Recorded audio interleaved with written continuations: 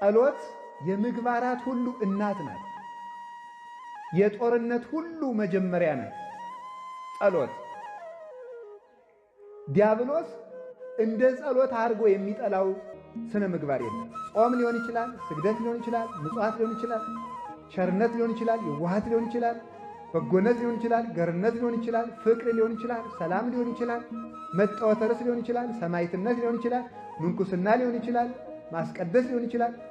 ሁሉም ነገር ይሁን ሰይጣን እንደ ጸሎት አድርጎ የሚጠላው ምግባር ጥሩ ስራ የለም። አሁን ግን ማን እንደፈጠረው የማይታወቅ የጸሎት ጋጋታ ሞልቷል። አሁን መዝገበ ጸሎት የሚባል አለ። የሆነ ጥርቅም ማለት እንዳይከፋችሁ እሺ። ድሮ ባለ 53ቱ ይባል ነበር፣ ኋላ ባለ 78ቱ፣ አሁን ደግሞ 90 ምናምን ሆኗል መሰለኝ 100 ምናምን። ለውዳሴ ከንቱ ምዕመናን በቀይ ቢጫ አረንጓዴ ማህደር ያረጉትና ሳሳ ያለ ነጠላ አረገው አዝለውት ጀለል ጀለል ይላል። አንዱንም አያነቡት ማለት ነው። ከዚያ በኋላ መልካ አርሴማ አይቀር፣ መልካ ሚካኤል አይቀር፣ ውዳሴ አምላክ አይቀር፣ ሰይፈ ሚካኤል፣ ሰይፈ ሥላሴ አይቀር፣ ሰይፈ መለኮት አይቀር፣ ግግግግግግግ አንዱንም ከዚያ በኋላ አይጸለይም። ጸሎት መጀመሪያ የልማድ ኃጢአት ዋና መነሻው ጸሎት ማቋረጥ ነው። በራስ ምታት የዝሙት ሰይጣን በተለይ የሚመጣበት ራስ መምታት፣ እንቅልፍ ማለት፣ ቅንድብን ማክበድ ከራስ ፀጉር እስከ እግር ጥፍር ያለውን የአካል ክፍል በሙሉ በድንጋይ የተቀጠቀጠ እባብ እስኪመስል ድረስ ድካምን በመልቀቅ ጸሎትን ያስጠላል። ጸሎትን ካስጠላ በኋላ ጸሎቱን ያስቋርጠናል። ካስቋረጠን ረድኤተ እግዚአብሔር እኛ ጋር ስለሌለ የፈለገውን ኃጢአት ለማሰራት ይመቸዋል። ኃጢአተኛ ለመሆን የመቅሰፍት ሁሉ መጀመሪያ ምንድነው ካላችሁኝ፣ ጸሎት ማቋረጥ። መዝሙረ ዳዊት ገዝታችሁ ጸልዩ።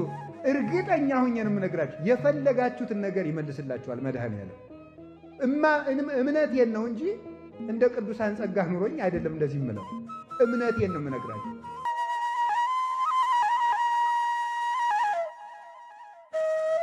እግዚአብሔር ግን በየቀኑ ያለ ደጅ ጽናት ይገኛል።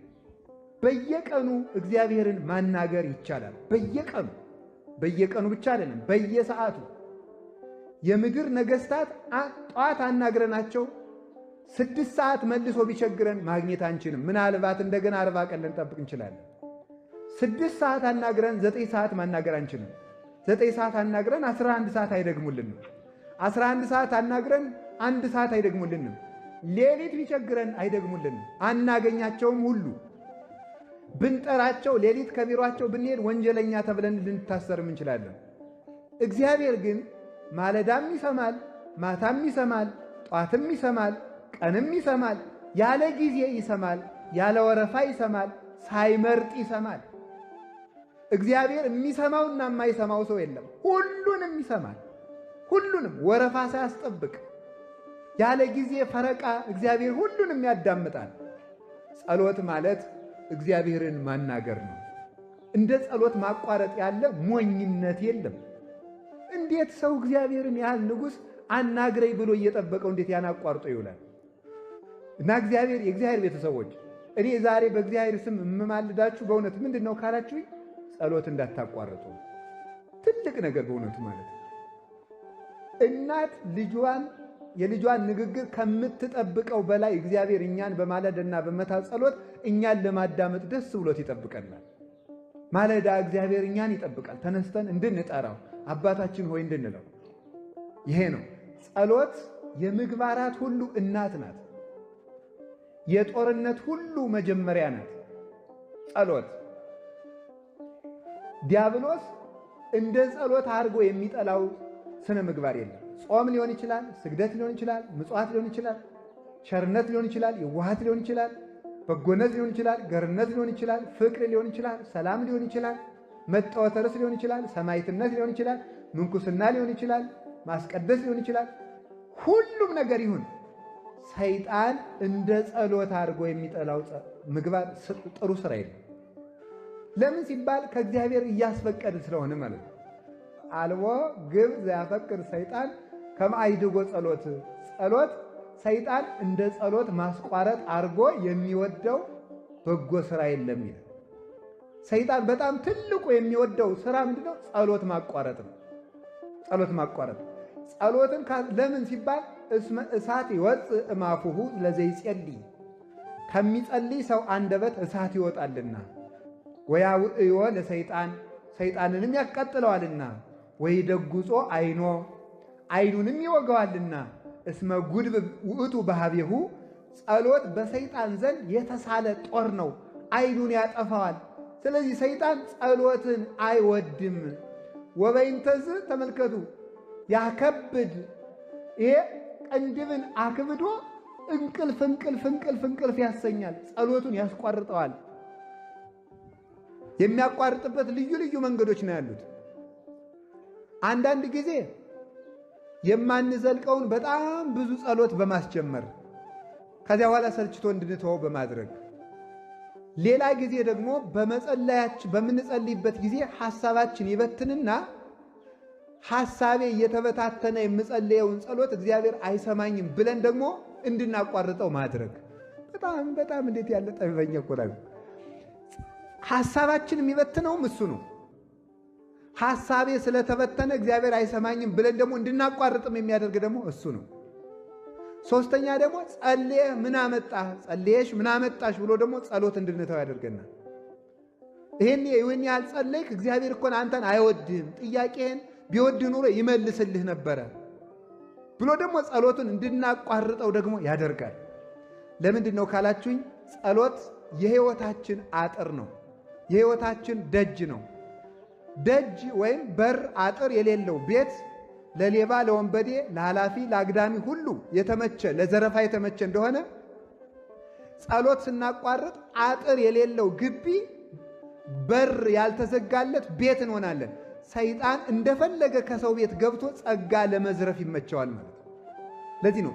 ለዚህ ነው ብዙ ሰዎች እዩ ደጋግማችሁ ገዳም ሂዳችሁ በሰነበታችሁ ሰሞን፣ መንፈሳዊ ጉዞ ባደረጋችሁ ሰሞን፣ መንፈሳዊ ቦታዎች በሄዳችሁ ሰሞን ዓለም ላይ ሳላችሁ ትሰሩት የነበረ ኃጢአት ይቋረጣል። ከዚያ በኋላ ስትመጡ መልሶ ይይዛችኋል። ለምንድን ነው ካላችሁኝ፣ ጸሎት አቋርጠን ስለሚያገኘን ነው። ጸሎት መጀመሪያ የልማድ ኃጢአት ዋና መነሻው ጸሎት ማቋረጥ ነው።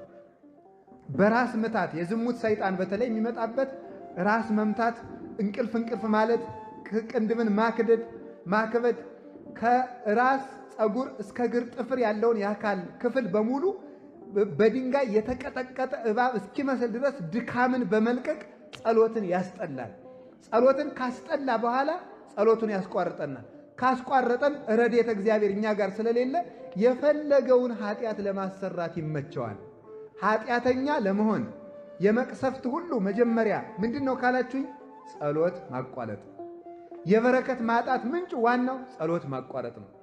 የጠብ መጀመሪያ ዋናው ምንድነው? ጸሎት ማቋረጥ ነው። የባለ ትዳሮች ሁከት ከምንድነው የሚመጣው? ጸሎት ከማቋረጥ ነው። አትጸልዩ። ስለማይጸለይ ፍቅሩም ያረጃል፣ ትዳሩም አሮጌ ይሆናል፣ ቤቱም ይቀዘቅዛል፣ ውሃ ይሆናል። ሙቀት ሃይማኖት የለውም፣ ይጠላል። ባልየው ወጥቶ መግባትን ይጠላል፣ ሚስቲቱ የባሏን መምጣት ትጠላለች። ለምን? ጸሎት የተለየው ትዳር ስለሆነ ቀዝቃዛና የተጠላ የነገር እሾህ የወረሰው ይሆናል ማለት። በሕይወታችን ዘመን ሁሉ ከመከራም የምናመልጠው የያዝነው የሚበረክትልን ጸሎት ያላቋረጥን እንደሆነ ነው። የምንጸልየውን ማወቅ አለብን። እንግዲህ በሕግ የተፈቀደው ዳዊት አቡነ ዘበሰማያት ነው። መዝሙረ ዳዊት አቡነ ዘበሰማያት የክርስቲያኖች የመጀመሪያ የሕግ ጸሎታቸው ዳዊት፣ አቡነ ዘበሰማያት፣ ውዳሴ ማርያም እነዚህ ናቸው። ከዚያ በኋላ ደግሞ በርታ ሲል ገድለ ቅዱሳን ከቅዱሳን ገድል አንድ ይጨምራል። ሲበረታ ቅዳሴ ማርያም ይጨምራል። ሲበረታ ወንጌለ ዮሐንስ ይጨምራል። ከዚያ በኋላ ጎልጎታ፣ አርጋኖን እያለ ይጨምራል። አሁን ግን ማን እንደፈጠረው የማይታወቅ የጸሎት ጋጋታ ሞልቷል። አሁን መዝገበ ጸሎት የሚባል አለ። የሆነ ጥርቅም ማለት እንዳይከፋችሁ እሺ። ድሮ ባለ 53ቱ የሚባል ነበር፣ ኋላ ባለ 78ቱ፣ አሁን ደግሞ 90 ምናምን ሆኗል። መቶ ምናምን ለውዳሴ ከንቱ ምዕመናን በቀይ ቢጫ አረንጓዴ ማህደር ያደረጉትና ሳሳ ያለ ነጠላ አድርገው አዝለውት ጀለል ይላሉ። አንዱንም አያነቡት ማለት ነው። ከዚያ በኋላ መልካ አርሴማ አይቀር፣ መልካ ሚካኤል አይቀር፣ ውዳሴ አምላክ አይቀር፣ ሰይፈ ሚካኤል ሰይፈ ሥላሴ አይቀር፣ ሰይፈ መለኮት አይቀር፣ ግግግግግግግ አንዱንም ከዚያ በኋላ አይጸለይም። መጀመሪያ በሕግ የታዘዘውን ጸልዩ። ከደም ጸሎተ ባርቶስ ምንድን ነው ይኛል? በሕግ የታዘዘውን 318ቱ ሊቃውንት በፍትሐ ነገሥት ያዘዙትን ነቢያት ሐዋርያት ያዘዙትን መዝሙረ ዳዊት፣ ውዳሴ ማርያም፣ ዳዊት፣ ወንጌል ጸልዩ።